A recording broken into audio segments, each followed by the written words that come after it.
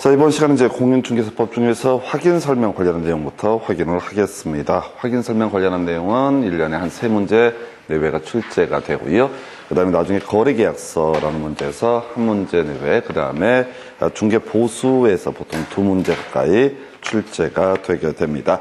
자, 일단 외울 게 많은 게 확인 설명서 영역이고요. 그래서 스토리가 이렇게 하는 거죠. 중개사무소 개설 등록을 한 상태가 되겠습니다. 자, 그래서 이제 중개업소에 개공 앉아 계시는데 매물 등록하게 됩니다. 이걸 우리가 이제 중개계약이라는 표현을 썼던 것이고요. 이 중개계약을 매물을 접수한 상태에서 이제 이 물건을 중개를 해야 될 것인데 거래를 취득하고자 하는 중개 의뢰인이 왔다라고 했을 때 그 사람에게 설명하는 거, 이걸 우리가 확인 설명이라는 용어를 쓰게 됩니다. 그래서 일단 기본 구조를 보게 되면, 자, 개업 공인 중개사 중개를 의뢰 받은 경우에요. 자, 지금 중개가 완성되기 전에 거래를 취득하고자 하는 중개 의뢰인에게 성실 정확하게 확인 설명을 하고, 이때 설명의 근거 자료 등도 제시를 해야 된다. 뭐 이런 것들은 다 안 되는데요. 일단은 중개업을 수행하는 사람은 개업 공인 중개사 그리고 소속 공인 중개사 등이 있게 됩니다. 그래서 개공도 확인 설명할 수 있고요,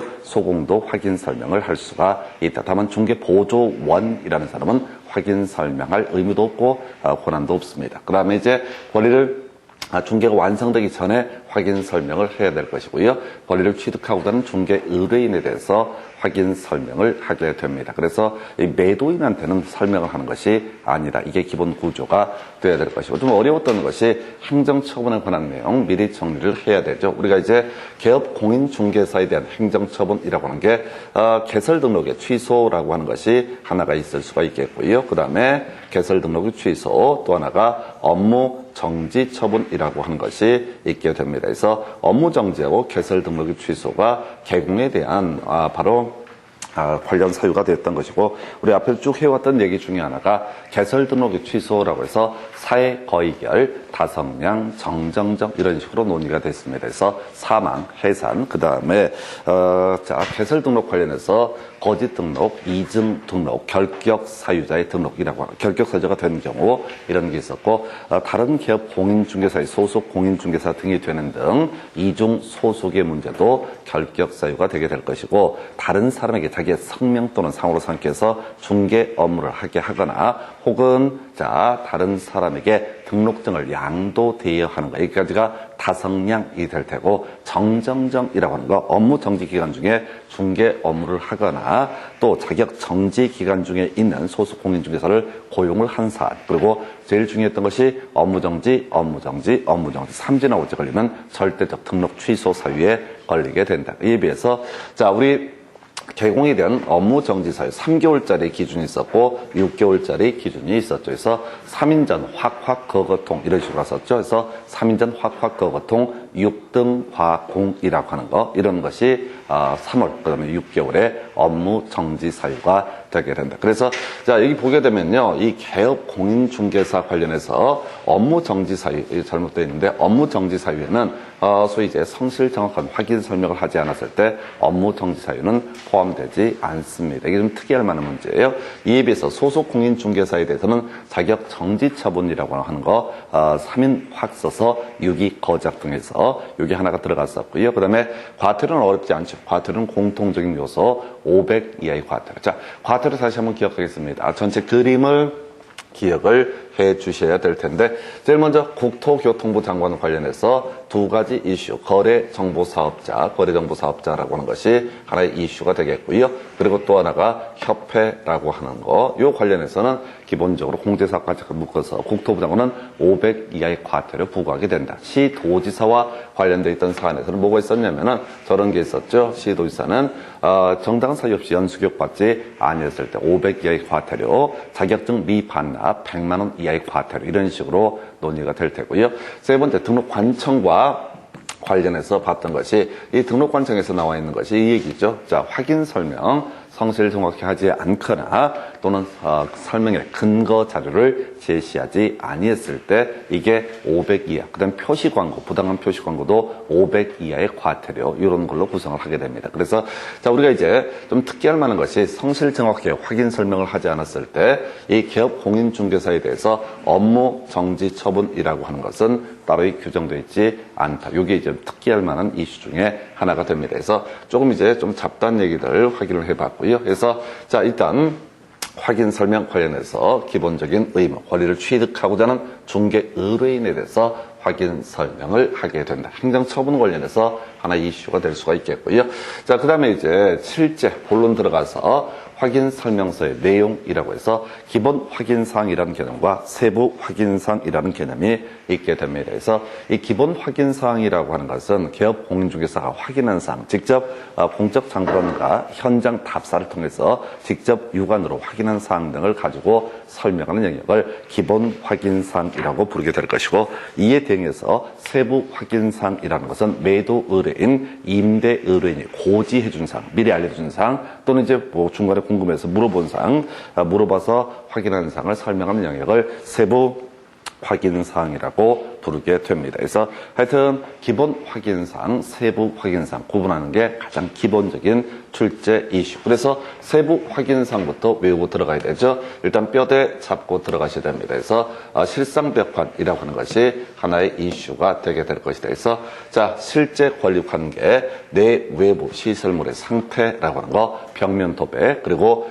환경 조건, 제일 실수하기 좋은 게 환경 조건이라고 하는 것이 실수하기 좋습니다. 그래서 일조, 소음, 진동 이런 환경 조건도 세부 확인상의 한 내용으로 구성이 돼 있다. 그래서 실상벽환 해서 문제 구성할 때 제일 쉬운 문제가 기본 확인상과 세부 확인상을 비교해 보는 문제 있게 되겠고, 한편 기본 확인상은 기업 공인중개사가 확인한 사항을 설명한 영역. 그래서 이 중에서 뒤에서 공부하겠지만 대상 물건의 표시, 권리 관계, 공법상 이용 규제, 여기까지는 공적 장부를 통해서 확인 설명하는 사항이다. 예를 들어서 대상 물건의 표시 관련해서는 토지 대장, 임야 대장, 건축물 대장 같은 소위 대장이라고 하는 것을 통해서 확인 설명을 하게 되겠고, 권리 관계라고 하는 것은 등기부를 통해서 확인 설명을 한다. 그 외에 토지용객 확인서라고 하는 것을 통해서 확인 설명한 것이 공법상 이용 규제에서 공법에서 공부하는 개념이죠. 용도 지역, 용도 지구, 용도 구역, 도시군 계획시설,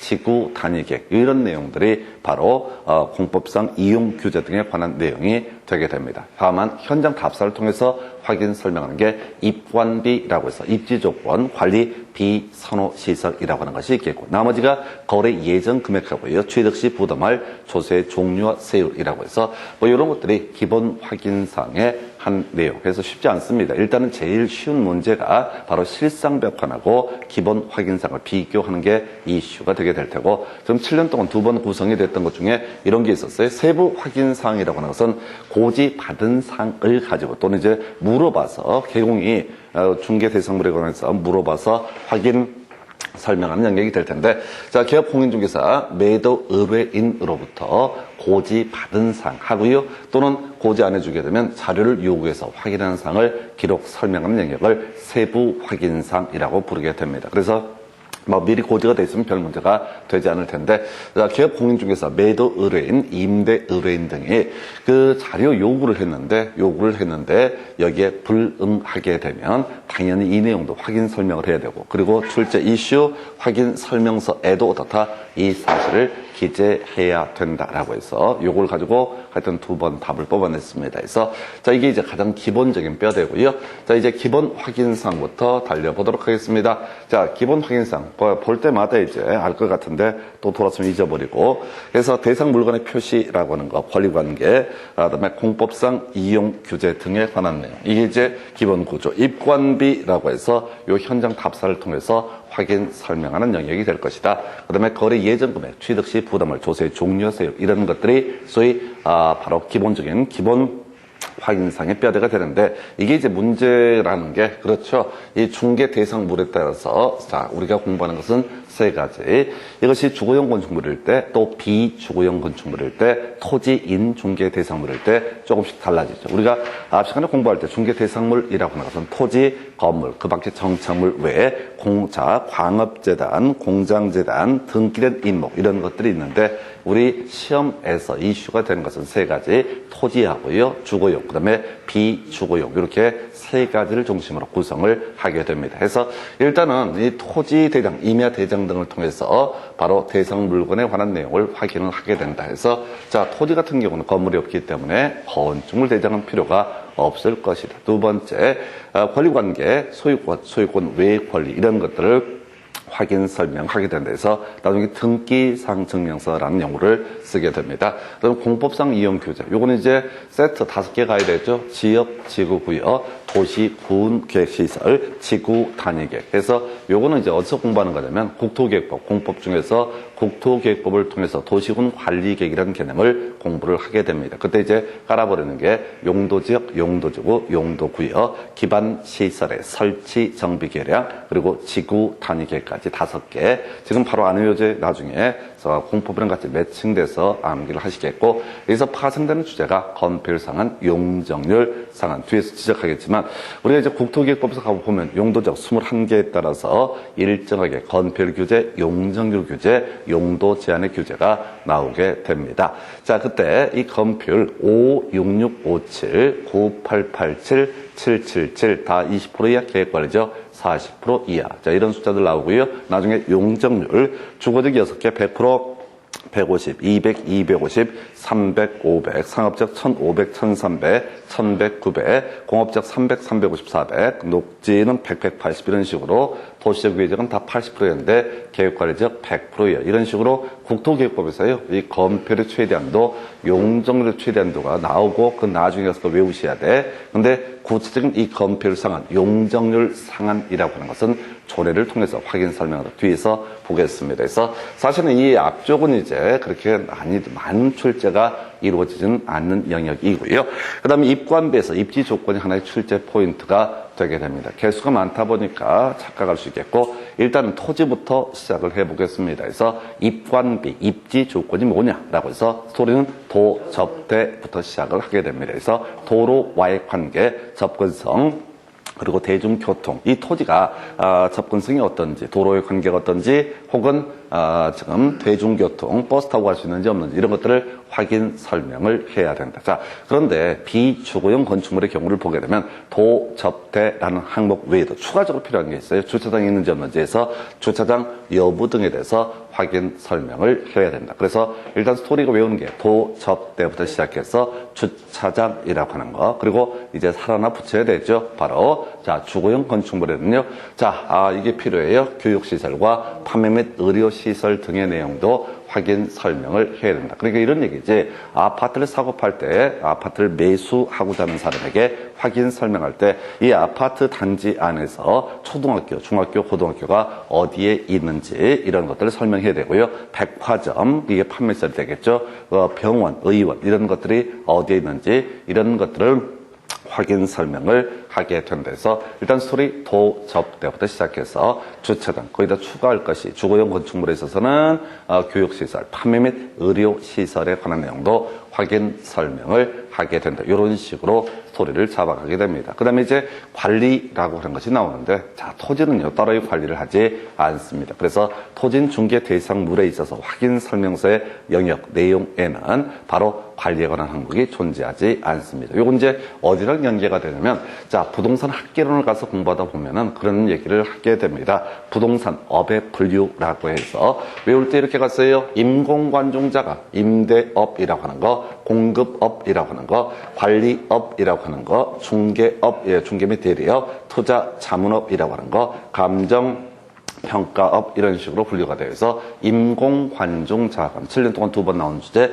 임공관중자감 임공관중자감 이런 게 부동산 업의 분류가 될 텐데 여기서 이제 관리와 관련해서 보통 이제 임대업은요 주거용 비주거용 기타 공급업도 주거용, 비주거용, 기타 이런 식으로 주빅이 가는데 이 관리업은요, 주거용하고 비주거용은 있지만 기타는 존재하지 않는다. 이때 기타가 갖는 의미가 토지를 의미하기 때문에 바로 토지는 확인 설명을 하지 않고 토지의 관리업이라는 개념 자체는 존재하지 않는다. 그래서 학계론에서 문제 구성할 때는 자, 부동산 업의 분류로 틀린 것을 고르시오 해서 이때는 기타 부동산 관리업이라는 것은 존재하지 않는다. 요거 이제 개론할 때 논의할 주제가 되겠고, 다시 돌아와서 자, 지금 이제 관리에 관한 사항, 이 어디에서는 바로 토진 중개 대상물에서는 확인 설명을 하지 않는다. 이렇게 봤었고요.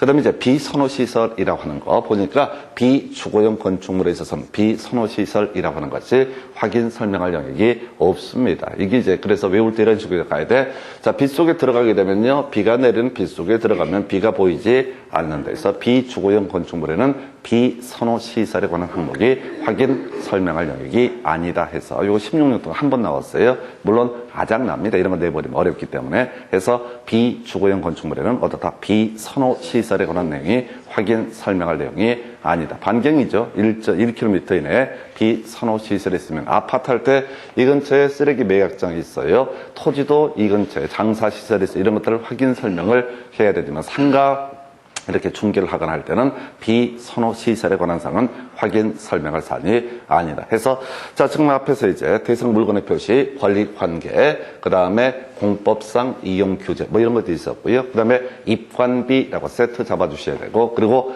또 하나가 돈역이 나와야 되죠. 그래서 거래 예정 금액하고요. 취득 시 부담을, 조세 종료 세율 이런 것들이 이슈가 되게 됩니다. 그래서 거래 예정 금액이라는 용어. 자, 지금 이제 중개가 완성되기 전이기 때문에 거래 예정 금액이라는 표현을 쓰게 될 것이다. 뭐 뒤에는 부차적인 얘기고, 그 다음에 취득 시 부담할 조세 종료 세율에서 이게 이제 스토리가 이렇게 가야 되죠. 취득, 지금 이제 확인 설명은 권리를 취득하고자 하는 중개 의뢰인에 대해서 확인 설명을 하게 됩니다. 그래서 취득 시 부담할 조세 종료 세율. 그래서 이건 세법에서 공부하는 거죠. 자, 우리가 취득 단계에서 내는 세금, 취득세, 라는 세금이 가장 기본이 되게 됩니다.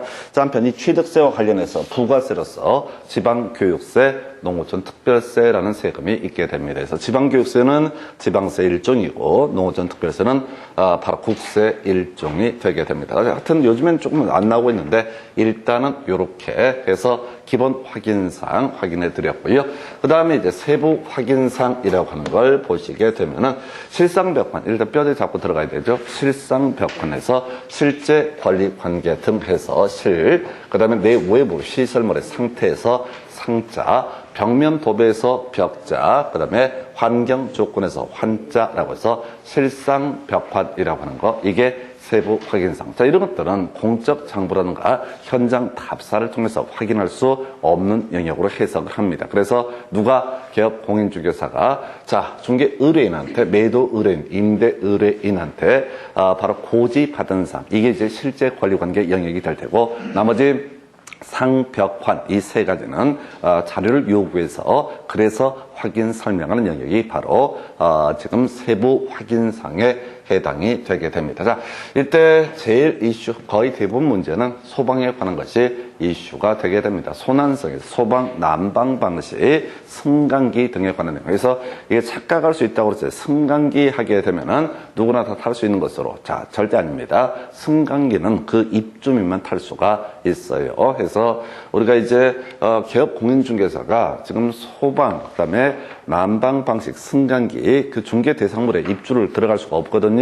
그래서 이건 물어서 확인 설명한다. 그래서 출제하는 기술 자체가 이 세부 확인상 주로 손환승하고요. 입관비에서 입지 조건과 관련해서 따져 물었던 것이 그런 게 있었죠. 아까 도접대로 시작됐던 얘기들이 존재했습니다. 그래서 도접대, 그 다음에 주차장, 교육시설, 판매 및 의료시설, 요거랑 이제 비교하는 식으로 출제가 이루어지게 됩니다. 그래서 결과적으로 도접대라든가 또는 이제 주차장, 교육시설, 판매 및 의료시설 이런 것들은 개업 공인중개사가 발품 팔면 다 확인을 할 수가 있는 사안이다. 그러나 그 다음에 주택 같은 거에 만약 중개가 이루어져 중개 대상물이 주택이라고 했을 때 그 주택에 들어갈 권리 자체가, 아파트에 들어갈 권리 자체가 개업 공인중개사에게는 없습니다. 그래서 이때는 자료를 요구해서 확인 설명을 해야 된다. 그중에서 이슈, 소방이라고 하는 것이 이슈가 돼요. 그래서 이 주거용 건축물에 있어서는 바로 단독 경보용 감지기 설치 여부 등을, 물론 좀 이따 디테일한 부분, 요거 이제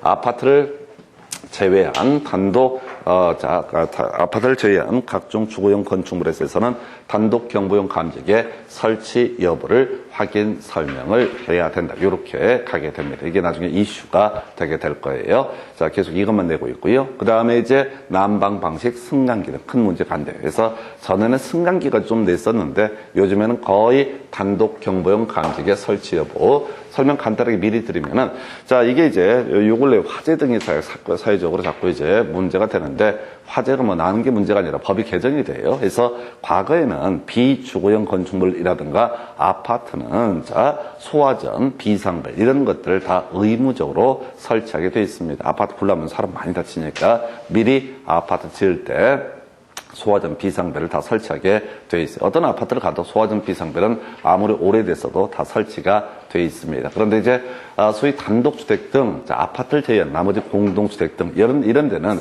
소화전, 비상벨 이런 거 없었거든요. 근데 소방관계법을 개정을 해서 이제 아파트를 제외한 나머지 주택에 대해서도 소위 단독 경보용 감지기, 화재가 있으면 경보를 울리는 단독 경보용 감지기라는 것을 설치할 법적 의무를 부여합니다. 그래서 이 기업 공인중개사가 이 주택 등을 중개를 함에 있어서 뭐가 문제가 되냐면, 옛날에 지은 주택 같은 경우는 단독 경보용 감지기 원칙적으로 없을 테고요. 새로 지은 주택은 어떻다? 단독 경보용 감지기가 존재한다. 그래서 확인 설명을 할 때 바로 아파트를 제외한 주택에 있어서는 단독 경보용 감지기 설치 여부가 확인 설명할 사안이 되게 된다. 이렇게 봐야겠고요. 그 다음에 이제 벽면 도배라고 하는 거 어렵지 않을 테고요. 그 다음에 제일 많은 지문이 구성되는 게 환경 조건이라고 하는 게 있습니다. 그래서 일조, 소음, 진동이라고 하는 거, 이게 제일 실수하기 좋고요. 수험생들이 많이 놓쳐요. 왜? 제일 뒤에 숨어 있다 보니까 외우다가 놓쳐버려요. 그래서 일조, 소음, 진동이라고 하는 거, 이런 것들도 세부 확인사, 일조량, 소음, 진동. 자, 기업 공인중개사가 밖에서 봐서는 알 수가 없습니다. 그래서 매도 의뢰인, 임대 의뢰인한테 물어서 확인 설명할 영역, 일조, 소음, 진동이라고 하는 거. 그래서 이게 그렇게 많이 문제 구성이 이루어지게 됩니다. 그래서 자, 이게 이제 세부 확인상 보셨고요. 계속 이어서 이제 전체적인 부분 정리해 보겠습니다. 주거용 건축물에 있어서 확인 설명서, 대상 물건의 표시, 관리 관계, 그리고 공법상 이용 거리 규제 세 가지 들어갈 테고, 입관비 중에서 입지 조건에 도, 접대, 주차장, 그리고 판매 및 의료시설, 교육시설 이런 것들이 확인 설명할 사안이 되게 된다. 그 다음에 이제 관리라는 주제도 있고요. 비선호시설도 있습니다. 그럼 이제 거래 예정 금액란이라고 하는 것이 있게 될 것이고, 나중에 이제 공부하게 될 게, 이 거래 예정 금액란은 원칙적으로 부가가치세 따로 부과할 수 있다, 이런 식으로 구성이 돼 있어요. 그래서 이게 그런 얘기죠. 이 부가가치세는 나중에 부동산 거래 신고 등에 관한 법률을 가서 딱 한 번 총 실제 거래 가격 이란 말이 나오게 되면 그때만 부가가치세 포함이고 나머지 다 부가가치세 포함되지 않습니다. 이건 나중에 부동산 거래 신고 등에 관한 법률에서 설명드릴 주제고, 그다음에 취득 시 부담을 조세의 종료세 이런 것들이 주거용 건축물에서의 확인 설명서에 주의한 내용. 아무래도 다른 것과 달라지는 것 중에 하나가 바로 입지 조건이라는 게 토지, 비주거용, 주거용에서 차이가 있기 때문에 출제를 이거밖에 거의 할 수가 없겠고요. 그 다음에 이제 주거용 건축물에 있어서 세부 확인사항, 자, 실상 벽환이라고 하는 것부터 가야 될 실상벽환이라고 하는 것을 보게 되면은, 자, 지금 이제 소난성 이래 갔었고요. 단독 경보용 감지기 설치고 아파트를 제외한 주거용 건축물에서는 확인 설명을 해야 된다. 여기 이제 거의 문제 하이라이트죠. 그 다음에 이제 벽면 도배에서 비주거용 건축물은 나중에 도배 빠지는데 도배 포함되고요. 그리고 제일 하이라이트 일조 소음 진동, 제일 뒤에 있어서 실수하기 좋은 부분들, 뭐 이런 식으로 기본 확인사항, 세부 확인사항, 그 다음에 중개 보수 등에 관한 영역, 나중에 이제 서명 및 날인 이런 것들로 이렇게 확인 설명서, 주거용 건축물 이렇게 되어 있고요. 계속 이어서 비주거용 건축물에 관한 내용을 확인을 하게 되면은 이런 식으로 되어 있죠. 자, 대상 물건의 표시, 권리 관계, 공법상 이용 거리, 이용 규제까지 구조 다 똑같고요. 그 중간중간에 뭐 내진 설계, 소위 이제 구조에 관련된 부분을 지진하고 이렇게 하다 보니까 구조 얘기할 때 예시값으로서 내진 설계 이런 얘기를 하는데 큰 의미는 없고요. 그 다음에 입지 조건, 관리 비선호시설 중에서 입지 조건 이슈가 되겠습니다. 그래서 도, 접대, 그 다음에 주차장까지는 필요하지만 교육시설이나 판매 및 의료시설이라는 것은 확인, 설명할 영역이 아니다라고 하는 게 출제 포인트. 그 다음에 이제 비주거용 건축물, 빛 속에서는 비가 보이지 않아. 그래서 비주거용 건축물에 있어서는 비선호시설에 관한 내용이 확인, 설명할 영역이 아니다. 이런 게 있겠고요. 그 다음에 거래 예정 금액이라고 하는 거, 그 다음에 취득 시 부담할 조세의 종류와 세율이라고 하는 거, 이런 것이 바로 기본 확인사항이 되겠습니다. 자, 그리고 나서 이제 세부 확인사항, 또 스토리 가야 되죠. 실상 벽판이라고 하는 주제로 가야 되죠. 실제 권리관계, 내 외부 시설물의 상태, 벽면, 도배, 환경 조건 갈 텐데 일단 자, 환경 조건은 비주거용 건축물에서는 확인 설명할 영역이 아니다. 그 다음에 이제 벽면 도배 중에서 도배도 빠지게 된다. 그리고 소방의 포인트가 된다고 그래서 아까 주거용 건축물에 있어서는 아파트를 제외하게 되면 비주거자 바로 단독 경보용 감지기 설치 여부 이게 포인트가 되는데 그래서 소화전 비상배 그래서 보통 틀리게 구성할 때 여기다가 단독 경보용 감지기 설치 여부 이런 식으로 이제 구성을 하게 됩니다. 그 다음에 뭐 나머지 실제 권리 관계 등은 주요 이슈가 안 될 테고요. 그래서 이 정도가 비주거용. 그 다음에 이제 토지인 중개 대상물의 확인 설명서. 앞에는 똑같습니다. 대상 물건의 표시. 다만 건축물이 없기 때문에 건축물 대장 등은 건축물에 관한 사항은 확인 설명할 영역이 아닐 것이고요. 그 다음에 이제 권리 관계는 똑같은 구조. 그 다음에 공법상 이용 규제 스토리 똑같습니다. 지역 지구구역, 도시군객시설, 지구 단위계획이라는 것이 있을 테고 자 일단 하이라이트가 되는 게 입지 조건이라는 게 달라지게 되죠. 그래서 입지 조건 아까 도, 접 때부터 시작을 한다고 그랬어요. 도로와의 관계, 접근성, 대중교통이라고 하는 거 있었고요. 여기서 뭐는 빠지게 된다. 바로 교육시설, 판매 및 의료시설, 주차장은 확인 설명할 영역이 아니다라고 할 것. 그 다음에 관리. 자, 토지는 아까 관리를 하지 않는다라고 설명을 드렸습니다. 그래서 관리에 관한 사항은 빠지게 되고요. 아까, 비주거용 건축물에 대응해서 비선호시설이라고 하는 것은 확인 설명할 영역에 포함이 되게 된다. 이 정도 이슈. 그 외에 거래 예정 금액, 취득 시 부담할 조세 종료설에서 이게 이제 개수가 좀 많아가지고 헷갈리는데 3개 그룹으로 나누어서 공부를 하시면 대충 뼈대를 잡을 수 있습니다. 그래서 자 공적 장부 등을 통해서 확인 설명하는 영역이 대상 물건의 표시, 그 다음에 또 하나가 권리관계, 공법상 이용 규제. 두 번째 현장 답사를 통해서 확인 설명하는 영역이라는 게 지금 입지 조건, 관리, 비선호 시설이라고 하는 거. 그 다음에 자 세 번째 이슈가 돈 얘기, 거래 예정 금액하고 취득 시 부담할 조세의 종료세 이런 것들을 확인 설명을 하게 된다 해서 이렇게 보셨고 세부 확인 사항이라고 하는 거 이건 이제 간단해지죠. 거의 출제될 이슈도 없고요. 자 왜냐하면 건물이 없기 때문에 내 외부 시설물의 상태, 벽면 도배, 환경 조건 등은 확인 설명할 영역이 아니고 토지인 중개 대상 물에 있어서는 뭐만 실제 권리 관계만 확인 설명할 영역이 된다. 그래서 이렇게 이제 이 정도가 각 중개 대상물별 확인 설명서의 서식에서 이게 국토교통부령이라고 해서 시행 규칙에 있는 서식의 특징을 설명을 드리게 되는 것이고요. 그 다음에 이제 여기까지 보셨고, 그 다음에 논의할 것이, 자, 확인 설명서의 작성 방법이라고 하는 거. 자, 첫 번째, 대상 물건의 표시. 자, 이래 가볼까요? 자, 토지가 있습니다. 그리고 건물이 있게 됩니다. 부동산의 가장 대표적인 게 토지와 건물이라는 개념이 있게 될 것이고, 이 토지와 관련해서 이슈 삼아야 되는 것이 뭐가 있었냐면, 토지 같은 경우는 이런 식으로 스토리를 잡게 되죠. 토지 같은 경우. 자, 토지 대장, 임야 대장, 이런 것들. 나중에 공간정보법에서 공부하게 되는 건데, 토지 대장, 임야 대장, 그리고 도면이라고 해서 지적도, 임야도, 이런 것을 통해서 토지에 관한 사실관계가 공시가 돼요. 자, 그런데 토지에 관한 권리관계는 토지 등기부라는 것을 통해서 공시가 됩니다. 건물에 관한 사실관계는요, 건축물 대장, 쓸 것도 없고요. 그냥 들어두시는 거야. 그 다음에 건물에 관한 권리관계는 건물 등기부라고 이렇게 되어 있습니다. 그래서 지금 이제 대상 물건의 표시라고 하는 소위 대장, 토지대장, 임야대장, 건축물 대장 등을 확인해서 적도록 하고요. 권리관계라고 하는 것은 등기상 증명서를 통해서 확인 설명을 하게 됩니다. 그런데 이게 특이할 만한 게 나중에 공간정보법 공부를 하다 보면 이 대장이라고 하는데, 자, 이게 원래 사실관계를 공시하는 건데 소유자에 관한 사항도 일정 부분 공시를 합니다. 한편 등기부는 기본적으로 권리관계, 소유자가 누구냐 이런 것을 공시하는 게 주된 목적인데, 이 물건을 특정을 해야지 소유자를 얘기할 수가 있죠. 그래서 이 건물과 관련해서 지금 건물에 몇 층이냐 이런 내용들이 등기부에도 사실관계가 표시가 되게 된다. 그러면 이제 정리를 하게 되면, 자, 권리관계는 뭐를 중심으로 바로 등기상 증명서를 통해서 확인 설명을 하게 될 테고, 사실관계는 뭐를 중심으로 바로 자, 토지대장, 임야대장, 건축물 대장을 통해서 확인 설명을 하게 된다. 예를 들어서 이런 식이죠.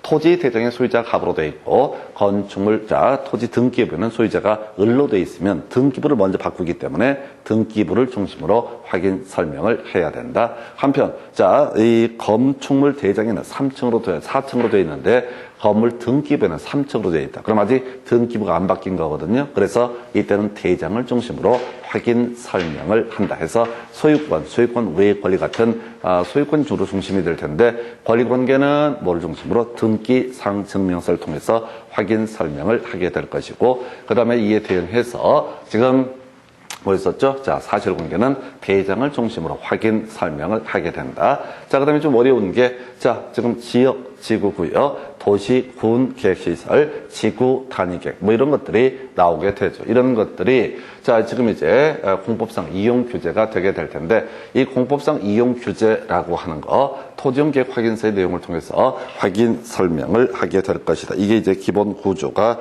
되게 될 것이고요. 자, 이에 대응해서 건폐율 상한, 용적률 상한이라고 하는 것은 뭘 통해서? 조례를 통해서 확인 설명한다 해서 한참 과거에 이제 유행했던 것 중에 하나인데, 요즘은 조금 출제 빈도가 떨어져요. 근데 뭐 특별히 할 일도 없고 외울 것밖에 안 되니까 어차피 이건 줄줄 꿰실 주제. 자, 입관비는 되게 간단하죠. 이건 입관비는 얘기할 실력이 없죠. 없는 게 뭐냐면은 그냥 현장 답사를 통해서 다 확인 설명을 하게 된다. 입지 조건, 그다음에 관리, 비선호 시설이라고 하는 거. 그러니까 이건 논의 대상 자체가 안 되고 시험에도 뭐 출제를 할 수가 없어요. 그러니까 얘를 출제할 수 없기 때문에 어디에서 아까 지금 이 아이, 자, 지금 권리관계냐, 사실관계냐, 요 얘기를 가지고 출제 쟁점을 삼을 수밖에 없습니다. 그래서 하여튼 요 근래 문제 난이도가 좀 있었는데, 좀 이따 문제 가지고 쟁점들을 확인을 해 드리게 될 것이고요. 자, 그래서 입관비라고 하는 개념이 있었고요. 입관비. 자, 그래서 입지 조건, 그 다음에 관리, 비선호시설이라고 하는 거 보셨고, 자, 거래 예정 금액 관련해서, 자, 다른 건 자, 잡다한 얘기고요. 부가가치세, 별도로 부과할 수 있다 해서, 나중에 나중에 공인중개사법 관련해서 유일하게 부가가치세가 포함이 되는 것이 총실제 거래가격. 지금 보실 거 아니고요. 나중에 부동산 거래 신고 등에 관한 법률에서 볼 텐데, 총실제 거래 가격이라고 하는 거, 이게 바로 나중에 부가가치세에 포함된 유일한 영역이 되게 됩니다. 개별적으로 외우시면 안 돼요. 어차피 돌아서면 다 잊어버리니까. 그래서 총부라고 나중에 따로 기억해 주실 주제가 되겠고요. 그다음에 취득시 부담할 조세 종료세에서 사겠다는 사람에게 취득세, 지방교육세, 농어촌 특별세, 지방세법을 통해서 확인 설명을 하게 된다. 그래서 임대차에 있어서는 취득하는 것이 아니기 때문에 확인 설명을 하지 않아도 된다. 이런 논리 구조가 되게 됩니다. 그래서 자, 이게 지금 기본 확인상의 작성, 방법 등에 관한 주제 보셨고요. 세부 확인사항, 자, 일단은 구조 미리 다 외우고 있었죠. 그래서 지금 실제 권리 관계 이런 것들은 고지 받은 사항, 나머지 상벽환 이런 것들은 뭐야? 자료를 요구해서 자, 들은 사항을 가지고 확인 설명한다. 근데 아까 자료 요구에 불응하게 되면 그 내용을 설명해야 되고, 권리를 취득하고자 하는 중개의뢰인한테 설명을 해야 되고, 추가적으로 확인 설명서에도 다 기재를 해야 된다. 그게 두 번 답이 됐던 주제가 되겠습니다. 자, 중개 보수 같은 거예요. 자, 이제 이 확인 설명 내용이 크게 4가지 영역인데, 하나가 기본 확인사항, 세부 확인사항, 그리고 세 번째가 중개 보수 등에 관한 내용. 그러면 네 번째가 서명 및 날인 등으로 구성이 되게 되는데, 중개 보수 거래 예정 금액을 기준으로 중개 보수를 계산을 하게 될 것이고요. 그다음에 부가가치세 어떻다?